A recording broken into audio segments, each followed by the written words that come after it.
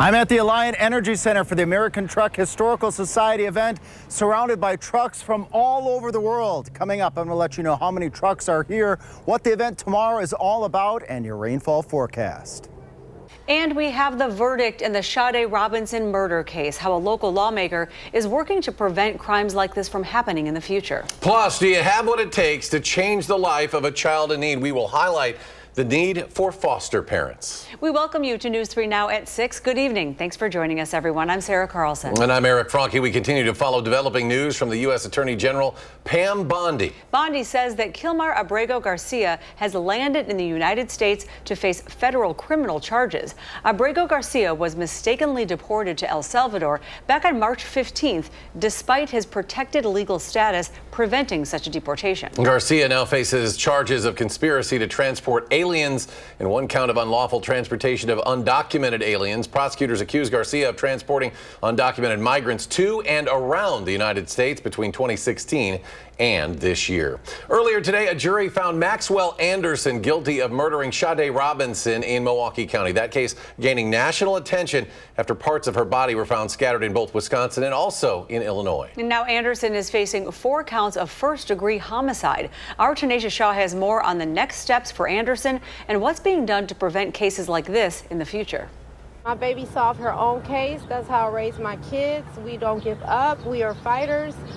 I demanded justice. A mother is continuing to mourn, but today, Sheena Scarborough says she witnessed justice for her 19-year-old daughter, Sade Robinson. She will be forever remembered as an angel, a light worker who's touched so many souls, so many lives. Friday morning, after about an hour of deliberation, a jury convicted 34-year-old Maxwell Anderson of killing Sade Robinson and dismembering her body. We, the jury, find the defendant, Maxwell Anderson, guilty of first-degree intentional homicide. It's believed that Anderson killed Robinson after a first date in Milwaukee in April 2024. Days later, officials found out that Anderson set Sade's car on fire and her body parts were spread across Milwaukee County and as far as northern Illinois. Guilty of hiding a corpse as charged in count 4 of the information. This is the last video Robinson was seen alive in.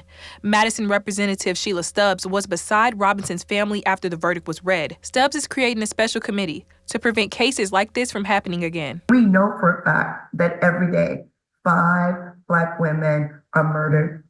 Those numbers are staggering. Those numbers are unacceptable. So for me, it's getting this task force created and into law so we can begin to address the systemic issues that cause the violence against African-American women and girls. Over the past year, Stubbs says she's developed a close relationship with Robinson's family. When the verdict was read, I cried. I'm a mom, I'm a pastor, I'm a grandmother, I'm a real person. But to have Ms. Scarborough endorse this piece of legislation and stand up in the midst of her daughter not being saved, but to be a voice for other missing and murdered African-American women and girls or missing people, I think it's just so honorable. Anderson will face at least 20 years in prison. That is the minimum amount of time he could serve before being eligible to be released. But the judge is also free to set that date for his consideration of potential release even further out.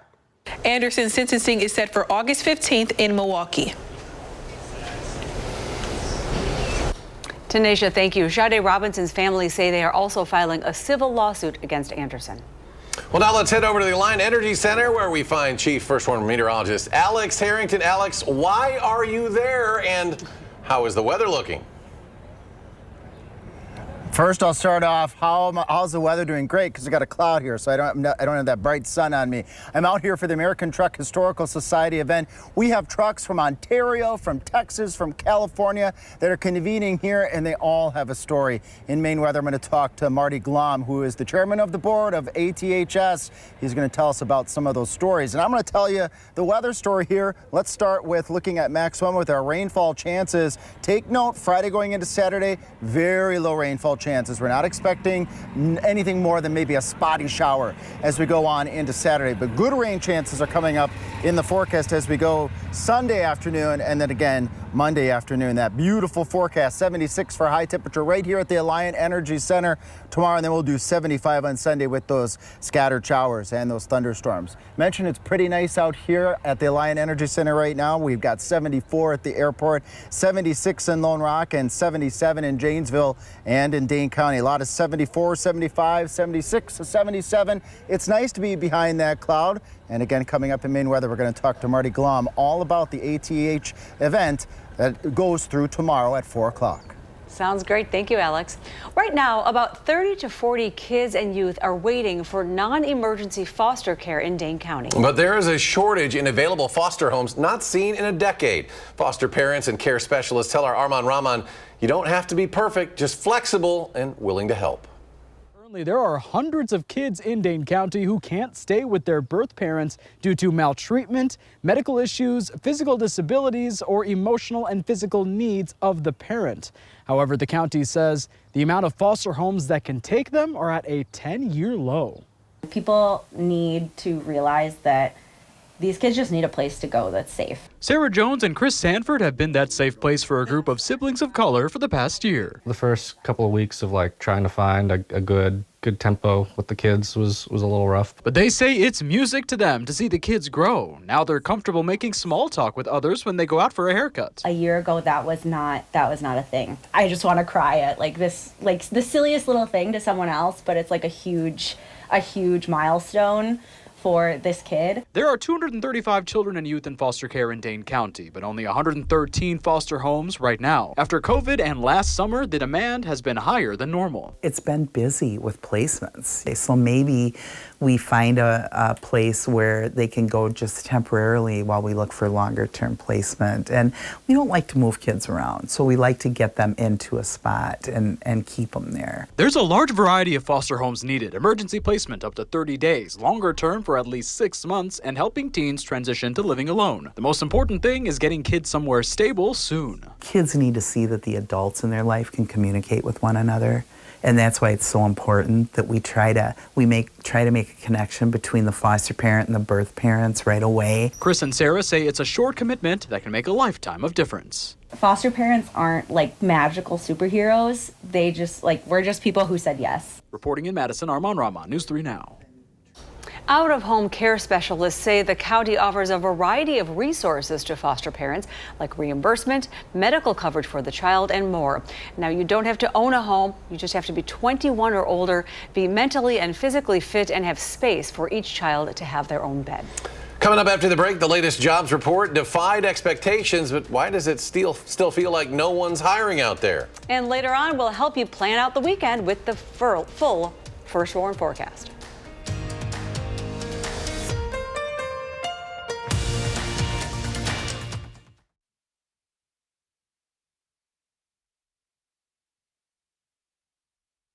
And welcome back. Noah's Ark Water Park in the Dells is announcing the return of its Sensory Days. It would allow families with sensory needs to come into the park 1 hour before it opens to provide a calmer setting. This season, Noah's Ark is introducing a calming room, a quiet place that features soundproof wall panels, foam building blocks, weighted pillows, and more. The first Sensory Day this year is scheduled for Monday, but there are other days scheduled for July 14th and August 18th. Well, the latest jobs report is out, and many businesses are hiring fewer people or laying them off. Bradley Blackburn has a look inside the numbers. Recent college graduates are entering an uncertain labor market. Alexis Marquez earned an advertising degree in December, but has struggled to find a job in the industry. There's so many companies who are doing layoffs. So if they're laying people off, then why are they going to hire people? Major corporations, including tech giant Microsoft and consumer goods manufacturer Procter & Gamble, announced thousands of layoffs recently. Last month, the federal government shed 22,000 jobs after the Trump administration's cuts. However, many sectors are hiring, like the healthcare industry and hospitality, which includes restaurants and bars. Overall, the economy added 139,000 jobs in May. That's slightly better than expected. The unemployment rate remained at 4.2%. But the months of March and April were revised down significantly, losing a total of 95,000 jobs. the economy is slowing down and job growth is slowing down. CBS News business analyst Jill Schlesinger says the labor market is not slowing enough for the Federal Reserve to take action. The board is meeting later this month and is expected to keep interest rates unchanged. They want to see whether or not the actual economy is slowing down so much that we are going to see job losses, not just slower job creation. One highlight in this latest report, wages are up nearly 4% compared to last year. That means, on average, workers' earnings are significantly outpacing the inflation rate, which is now 2.3%. Bradley Blackburn, CBS News, New York. And Broadway takes center stage this Sunday, the 78th annual Tony Awards, rolling out the red carpet. The live event broadcast from the Lincoln Center in New York honors the year's top performances in theater, including Best Play, Musical, Outstanding Acting, and more. Tune in right here, WISC-TV, starting at 7 p.m. Central Sunday to watch the stars gather and the winners take the stage. Stay with us. Alex is live back at Alliant Energy Center with the American Historical Society National Convention and Truck Show. A peek at the event with over 1,000 trucks and trailers, plus your full weekend forecast.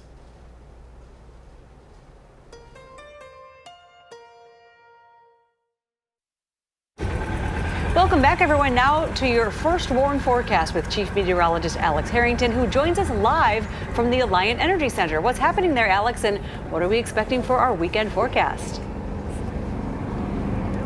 Hey, Sarah, I'm here at the American Truck Historical Society event, and I got to bring on Marty Glom here. Marty, you know a few things about the ATH event. Tell us, what can folks expect? Because I understand tomorrow is the very last day of a few days of this event. What can folks expect tomorrow? They can come out. Families are welcome. Under 12 are free. They can expect to see trucks from multiple generations, over 100 years worth of trucks and trucking history here at the Alliant Energy Center. What are some of the trucks that we have here? You said over 100 years worth of trucks. What are some of the names and some of the trucks that folks might see? Oh gosh, you'll see Mack and Kenworth and Peterbilt and Volvo and GMC and Ford and Chevrolet and Corvette and myriads of others. And we were talking earlier, these aren't trucks necessarily that are just local trucks. We've got trucks from what parts of the country, and I should say what countries? Yeah, we've got pretty good coverage. We've certainly got a lot of folks from Canada, which we're happy to have. Being a little bit closer to them, it's much easier for them, so we're glad to welcome them. We've got trucks from California, we've got trucks from New York, we've got trucks from Maine, Vermont. We're from Texas, so we've pretty much got the country covered with trucks there. And tell us more about the community of ATHS. We've got, as you said, trucks coming from all over the world. Tell us about this community. Yeah, we are a 501c3. We were incorporated in 1971, so we're 54 years old. It's a very tight-knit group, and it's all a group of folks that are very passionate about these trucks. These trucks have played some sort of a role in their life, whether it was very young or their ability to put food on the table and provide for their family. They're all kind of special to us in some way or another. Each truck, many miles, many stories. Right, for sure. And you're chairman of the board, correct? I am. That is correct. And with me and my role with the weather, I put in a good order for you and for the event for tomorrow. There's a tiny chance of a shower. We're outdoors, but if there is any rain tomorrow, we've got plenty inside, right? Right, we do. There's over 50 trucks inside, and some of the older trucks from the very early 1900s that are just so interesting to see. Well, thank you so much for sharing. You got to come down here 8 to 4 tomorrow, correct? 8 to 4. Marty, it's a pleasure. We're going to have hopefully lots of folks tomorrow. We got a great forecast. I'm going to head over here and I'm going to do the weather. So I'm going to sneak over this way here, folks. We can do weather live. We got the technology for it here, and it's going to be a beautiful weekend to come down here to the Alliant Energy Center. I'm going for high 76 degrees tomorrow. A tiny chance of a shower or a thunderstorm, but those better chances are going to be on Sunday. That's all part of the three things that you need to know. The scattered shower and storm chance, that biggest chance is going to be on Sunday. going on into Monday. We can track that with Future Track. As you notice, we go through Saturday and going into Saturday night, just a small chance of a sprinkle or a shower. But it's as we go into Sunday morning, late morning through the early afternoon hours, a cold front comes through.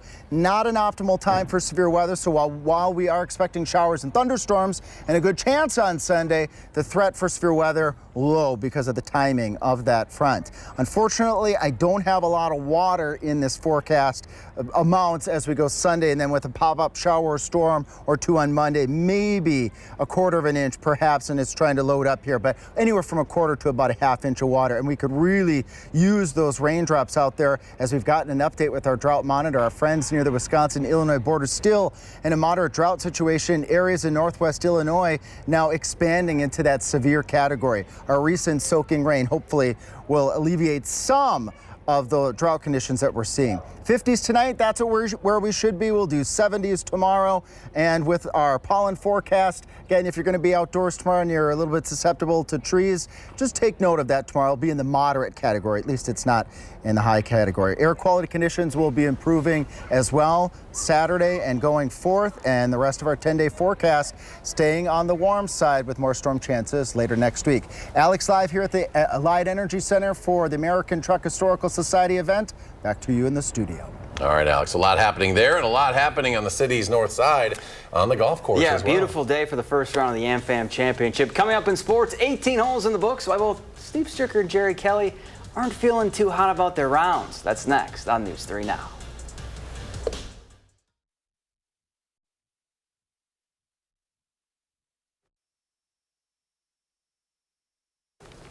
The wait is over. This year's AmFam Championship is off and running at the new home of the tournament, TPC Wisconsin. And of course, all eyes were on the two hometown heroes, Jerry Kelly and Steve Stricker. We'll start with team brother-in-laws, and Steve Stricker and Mario Tiziani couldn't have asked for a better start. First hole of the day, and Mario rolls it in for a birdie. The duo started the day with back-to-back chirpers. Then on 9, Strick was dialed in on the flag with his approach shot.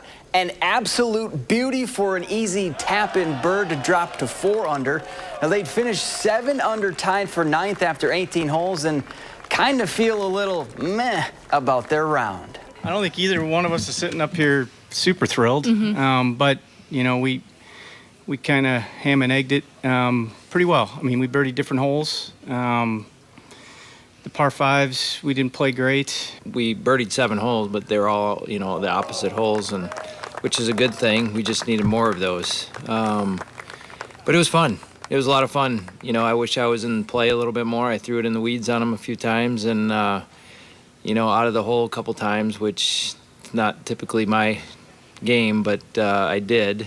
And then, yeah, I got to try to find something better for tomorrow. Jerry Kelly and Justin Leonard had a similar type of feeling after their first round. On 9, Kelly drops one on the green, and the duo would birdie the hole. They made the turn at 5 under, but didn't really have it on the back 9. Kelly with a chance on 18 to go into round 2 with some momentum, and somehow the ball doesn't roll in. They're 6 under, 6 shots off the lead. I think that's about as high as we can shoot. Yeah. I think pretty safe to say that. We'll be chomping at the bit to get back out there tomorrow, big time. You know, it's going to be tough to make up ground tomorrow. You know, I expect us to play extremely well. I mean, they're only 5 They're shots, right there. 6 shots back. And you said the galleries were pretty good out there Galleries today? were good. It was warm. It was a nice day, and, you know, can't beat AmFam week. Yeah. Well, even on new course, new location, the crowd's still good. Very cool. All right, one final check on the forecast. We have Alex Harrington out at the Alliant Energy Center. Hey, Alex. Yeah, Sarah, Southern Wisconsin, come here to the Alliant Energy Center for the American Truck Historical Society event. 8 to 4 tomorrow, beautiful day. Tomorrow highs is 76. We'll do 75 though on Sunday. Scattered thunderstorms again. Tomorrow is the last day of the event. What a beautiful day for the event. We'll set things back to you in the studio, and nice shot here at the end of probably the world's largest beer can I've ever seen. Back to you in the studio. Alex Harrington, sponsored by Old Style. Alex, thank you. Quick final check. You got track, state track, right? State track today and tomorrow. We got 4 local winners so far. We'll have that coming up tonight at 10. All right, thanks for joining us. Entertainment Tonight is next. And our next newscast is coming up at 10 o'clock. You can always find us streaming 24/7 on Channel 3000+.